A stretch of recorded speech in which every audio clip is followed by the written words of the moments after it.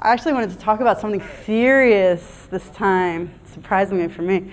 So open source projects. I recently stumbled upon this Twitter thread. And by the way, I'm totally winging this. I didn't practice it. This is coming from the heart, so bear with me. I recently stumbled upon this Twitter thread, and it got me thinking about the people standing behind open source projects. These people that give from their time and their personal lives, they're nothing short of angels to maintain these projects. And oftentimes they run into a lot of snark and a lot of disparaging, and it's really demotivating. And we actually have to think about the people standing behind these projects and what they're giving us. The large part of all of the services that we that we use are powered by open source code, and you don't have to look much further than the npm left pad disaster to realize how fragile it is. And you should be very afraid. I started opening up this Pandora's box, and I went down this rabbit hole.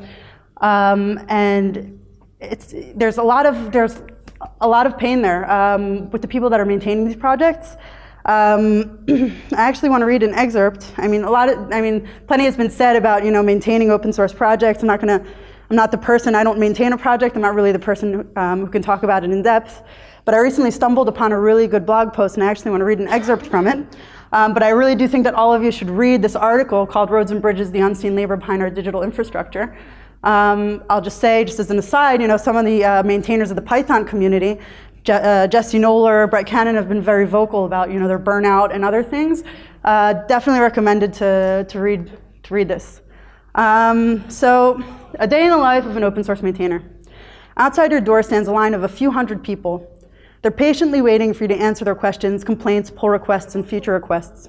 You want to help all of them, but for now, you're putting it off. Maybe you had a hard day at work, or you're tired, or you're just trying to enjoy a weekend with your family and friends. But if you go to github.com/notifications, there's a constant reminder of how many people are waiting. When you manage to find some spare time, you open the door to the first person. They're well-meaning enough. They tried to use your project, ran into some confusion over the API. They've pasted their code into a GitHub comment, but they forgot or didn't know how to format it. Their code is a big unreadable mess. ... Wearily, you glance at the 100 of other folks waiting in line behind them. You could spend a half an hour trying to understand this person's code, or you could just skim through it and offer some links to tutorials and documentation in the off chance it'll help to solve their problem. ... The next person in line has a frown on their face. They spew out complaints about how your project wasted 2 hours of their time and their life because a certain API didn't work as advertised. Their vitriol gives you a bad feeling in the pit of your stomach. So that's what it's like to be an open source maintainer. It's pretty thankless. There's a lot of burnout involved. These are people, these are real humans behind these projects, and they're not often thanked nearly enough. But this is what it's also like to be an open source project. This is the typical landscape. You're there in the middle, actually. You're not on the outskirts. That's you. Ouch. Okay, so aside from trying to stay relevant, have a really awesome project, roll out awesome features, you have the other open source projects that might be out innovating you. You have the incumbents that are still trying to remain relevant. You have the giants that as soon as you become successful, they'll want to take a bite out of your face. And this is what it looks like when you start to gain some stability and maturity and monetize. You're suddenly perceived as uncool.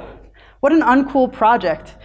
And there are no free lunches. There are no free lunches. A lot of these open source projects, they shut down. RethinkDB, others, Data Centered recently. Or they have to regroup to see how they keep on keeping on, to see how they manage to maintain really good stellar code, because really good code doesn't maintain itself. And I just give a shout out here to ScyllaDB because they do really excellent open source work, but we shouldn't take things for granted, like really good open source projects like this. There's a lot of manpower that goes into it. And closed source. All right, I want to, this is a real misconception. It's not a silver bullet. Just because it's closed and you can't see the bugs inside doesn't mean they aren't there. Open source doesn't have more bugs. They're just fully transparent for all to see. I like that. Jonathan Bryce recently said that at one of the OpenStack summits. So I want to challenge our definition of cool. What makes an open source project cool? I think that making the impossible possible, that's really damn cool. CERN. Nuclear research scientists doing the craziest stuff, 8,000 servers, more than 280,000 cores, 30,000 VMs, all on OpenStack. OpenStack not normally considered cool. I think that's pretty damn cool.